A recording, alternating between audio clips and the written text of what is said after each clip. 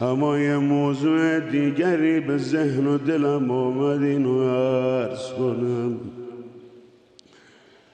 همه دیدید روز تشییع پیکرهای مطهر شهدامون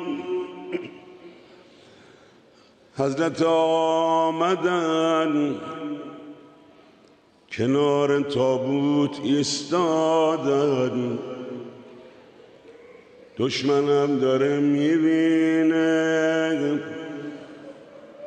خیلی ها منتظر بودن، برداشت خودمونه دیگه که ایشون میرسن به فراز اللهم انا لا نعلم منهم الا خیرا، مثل دفعه قبل بغض کنن حالشون منقلب بشه. اما همه دیدیم بدون کوچکترین لغزشی، کوچکترین لرزشی تو صدا رد شدن، حتی ننشستن.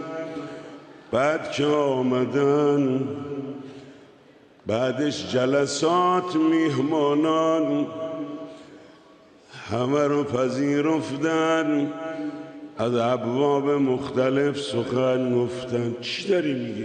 روزه بخون، چی داری میگی؟